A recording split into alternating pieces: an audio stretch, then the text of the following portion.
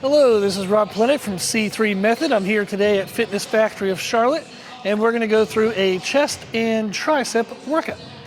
The first thing I do when I'm training chest is get everything warmed up. I like to do that with some type of chest isolation, which is typically going to be a chest fly. I'm standing here between cable stations. We're going to do cable crossovers. So I thought I'd share just a fun variation of a technique that you can give a try to target different portions of your chest.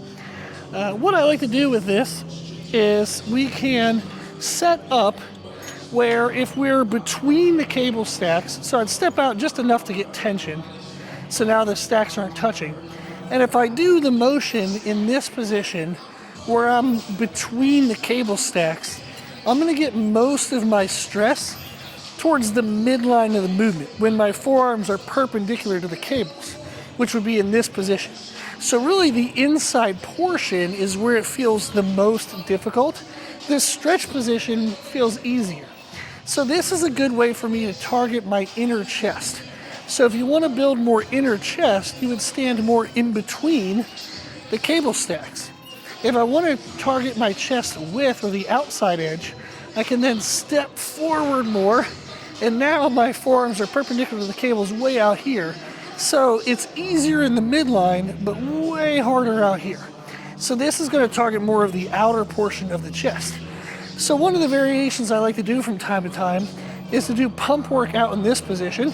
So I'll just kind of perform the outside half to 3/4 of the range of motion, really pump up the chest, maybe 5 to 10 reps. And then I'll step back more in between the stack, and then I'll do the inside half of the range of motion for 5 to 10 reps. And you can see there I'm moving pretty quick because it's starting to burn. So I like to do this for kind of like a warm-up. I'll usually start my first 1 or 2 warm-up sets between the stack, so it's the least amount of pressure out in this stretch position, which when you're warming up is the most risky position. So get a few sets here where you warm up, and then you can step forward, get that pump reps, step back in, get the pump reps, and now the chest is going to feel really full, and it's a great way to lead into your chest presses, because now when you go into the presses, the chest is going to be more fatigued than your triceps, so that way we know that we're going to fail those movements with our chest being the reason why we're failing, not because of our triceps.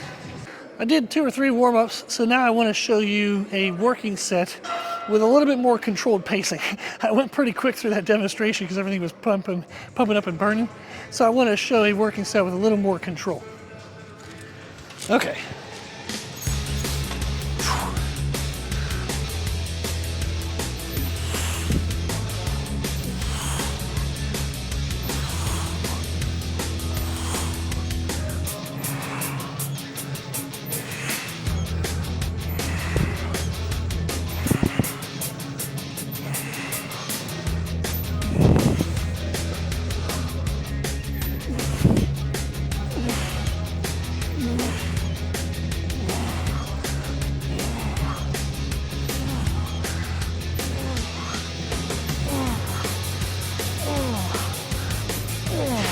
Woo.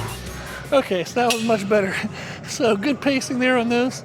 And then I don't know if it comes across in the video or not, but as I'm squeezing, I'm making sure that I'm lifting my chest with the squeezes. We want to make sure we don't drop our chest and create that contraction through the front of our shoulders. We want to make sure our chest is the thing driving the contraction. So you want to lift your chest and think about bringing your elbow pits closer together. So I don't want to leave my elbows flared and just kind of think of touching my hands. I actually want to try to drive my elbow pits together as I lift my chest. So give that a try and see what you think. After the chest isolation, we want to get into some chest presses. And now it's good to know that our chest is going to be pre-fatigued, so our presses are likely to fail because our chest is failing, which helps to make sure that our chest is maximally stimulated in our chest presses. And we're not failing because of our stabilizers, not failing because of our triceps. Whatever fails first grows the most. So we want to make sure that our chest fails first. When we're doing our presses, it's helpful to select an inclined angle as your first type of press. When we think of chest development, our chest lags in development usually along the midline and the upper portion. So any opportunity we have to emphasize those areas, it helps to ensure a more even development over time. I like to do this machine specifically because it has a converging component, meaning at the bottom my hands are wider apart, and as I press upward my hands come closer together. If we think about the action of the chest, it is connected from our sternum to our upper arm bone, so its goal is to move the upper arm bone to the midline of the body. If my hands are coming inward as I press up, that allows me to bring my elbow pit closer and closer and closer together to the midline. Whereas if I'm doing a press that's non-converging, think of a barbell or a Smith machine, and I'm just going straight up and down, I'm going to limit how far into the midline my upper arm bone can go. So incline helps to helps target the upper chest, which is a weakness, so it's good to target that. And a converging press helps us to get a deeper chest contraction. There you go. So those are the reasons why I'd pick this. The other thing I'm going to throw in is we talked about how different ranges of motion, depending on where you're standing for the cable machine, can target the outer chest versus the inner chest. With a press, we can play with the range of motion to target more or less chest. I know I'm getting a little detailed here, but hopefully this stuff is interesting, or at least I think it is, so hopefully at least one other person does. So we know that our positioning, the angle, all this stuff so far has helped isolate more into what we need. Another thing we can do is think of partials. So as I'm pressing, instead of doing the full range of motion, which gets as even as it can be across the chest and the triceps, I can actually start by just doing some of my reps in the bottom portion where it's mostly chest.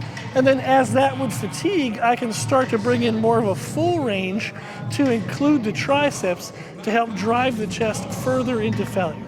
So I'm gonna get moving so you can actually see something.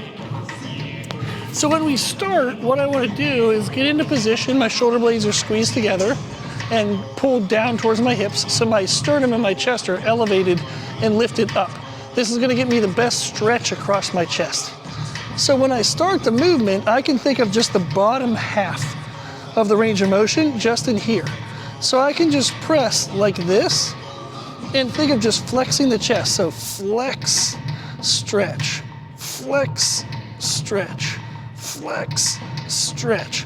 Now I can do that for 5 to 10 reps, and then as that would fatigue, I would start to go all the way up and let the triceps start to get involved to help push the chest further into fatigue and failure.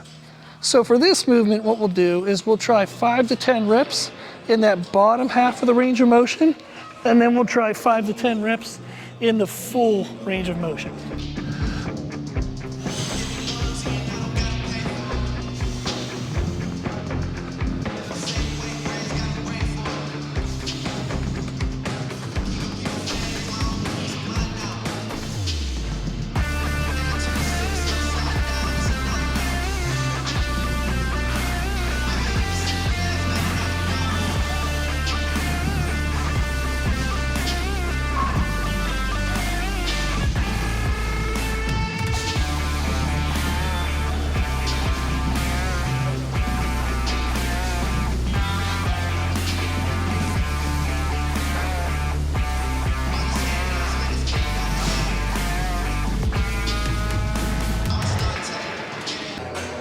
The next exercise, we'll do another press. So we did chest isolation, then some type of an incline press, converging if you can find it. And now for the third movement, the second press, we can pick really anything that personalizes to your individual needs. One thing I'll do in this movement as a good example is this is an upright chest press. However, it does have a little bit more of like a declined angle. So this is a nice complement to the inclined angle to make sure I target the other fibers of the chest. And then I'll play around with my hand width. For the first press, I tend to choose a wider hand position to really emphasize the chest, to expose the outer portion, the connection into the armpit. Once the chest is beat up from that and the isolation beforehand, my chest connectors would start to be a little bit more at risk of being pulled or a tear or something like that. So I start to bring my hand width in a little bit. On this machine, if I was going to choose a wide position, I would be out here. However, this can feel as though it's really exposing that outer portion of the chest. So if I bring my hands in, even just the width of like 2 fingers, so if I bring them in just even that much, I can protect the outer portion of the chest. It's going to bring in more triceps. However, that's not a bad thing because my chest is already so fatigued that bringing in the triceps helps me continue to push a good weight load and continue to push the chest further into failure. My chest will still be the limiting factor in this movement, even if I bring my hands in a little bit. So that'll be the tip I'll share in this movement, is bringing your hands in a little bit as you fatigue further along in your chest workouts helps to protect the chest against injury. Okay, so let's get into this one. With this, there we go. So I want to stay nice and slow and controlled. And as I'm coming out, I want to think of flexing my chest. I don't want to lock out my arms, so I am leaving my arms slightly bent. So I'm not doing this, I'm not locking out. There's a slight bend here versus this. So I want to leave a little bit of a bend and think of flexing my chest. And then a mistake I see sometimes people make when they're doing presses is they think of pushing the handles as far forward as possible, but that's going to incorporate a lot of the front of the shoulder. So instead, I want to think of pushing myself away from the handles. So I want to push back into the chest, into the back pad. So push back into the pad. So I want to think of pushing myself away from the handles, not pushing the handles forward. If I push away from the handles, I'll feel way more chest recruitment than I would if I was thinking of pushing the handles forward. Okay, so give that a try. Bring your hands in a little bit and focus on pushing away from the machine or away from the handles.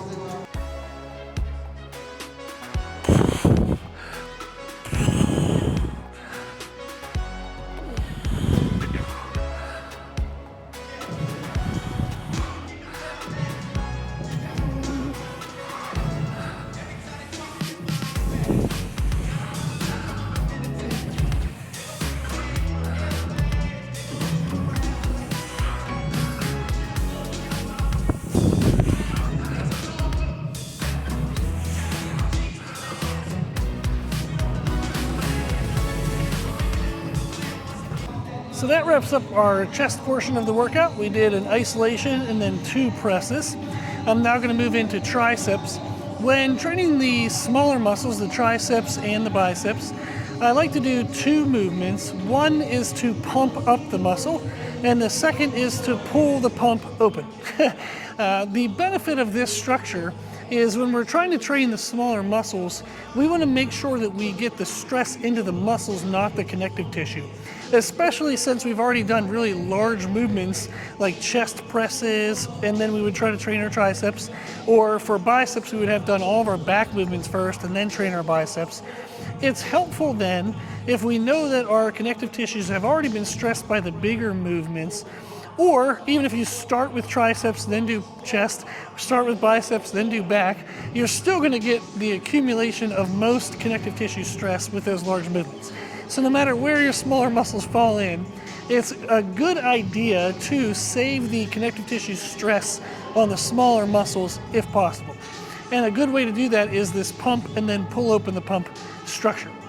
If I pump up the muscle with the first movement, then when I do the second movement and I do it heavy and loaded and full range of motion, the muscle is going to be so pumped up that when I try to pull it through full range of motion, that pull is going to happen from the muscle belly out, not into the connective tissue as much. So pump and then pull open the pump. In today's movement for the pump, I'm going to be doing a seated tricep dip, and I'm going to be doing an overhand position. This is just something that feels good for me. I like doing this movement when I have access to this machine, and I usually like to do high reps when I'm doing a pump movement, usually somewhere between 14 to 20 reps. So I'll show you my pump movement on here, and then we'll pick something for the pull open the pump movement.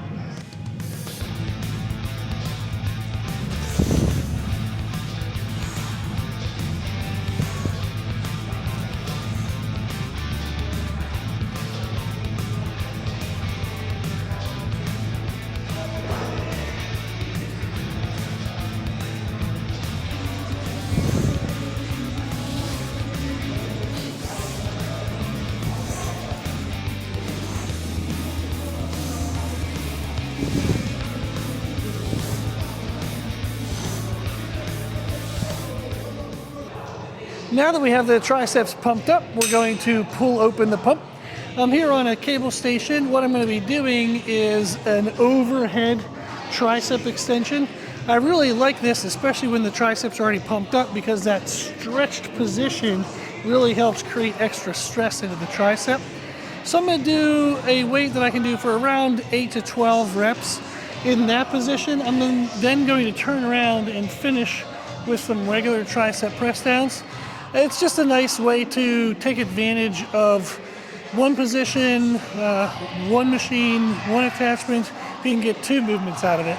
So it's a way to drive a little bit of extra intensity and extra stress that doesn't take a lot of extra time. So I'll go ahead and show you a working set here. The goal with this is just go nice and slow, really focus on the tricep doing the movement, not using momentum or trying to throw your body into each repetition.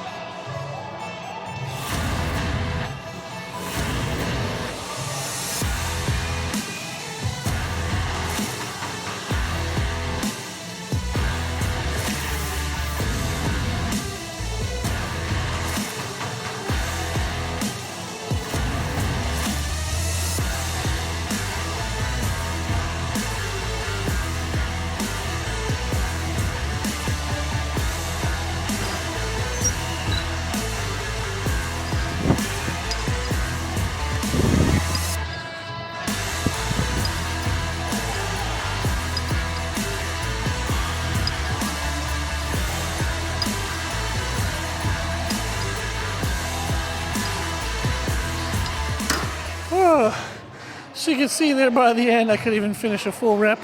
So that went really well. So facing out, I usually don't do a split stance. I keep my feet beside each other. That forces me to be more controlled in my range of motion. If I do a split stance, you can cheat a lot more and you don't have to be as controlled with your rep speed, especially the eccentric. So that's a little bit of a tip, is keeping your feet beside each other forces you to be able to do a better job. And then when you change positions, start with that full range of motion. But if you need to do a couple partials at the end just to burn everything out, that works as well. There you go. That completes our chest and tricep workout. For the chest, we do an isolation and then 2 presses. For the first press, we like to do an incline and a converging option if possible. For triceps, we want to pump up the tricep and then we want to pull open the pump. So 2 movements for that. Pretty good workout structure, works really well to make sure that you have a reason to everything you're doing and the sequence builds on itself.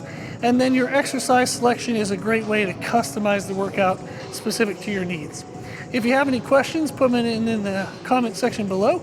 You can also reach out to us on our website, which is c3method.com. The 3 is spelled out T-H-R-E-E, so C-T-H-R-E-E method.com. You can also find us on Instagram at C3method as well. That's everything.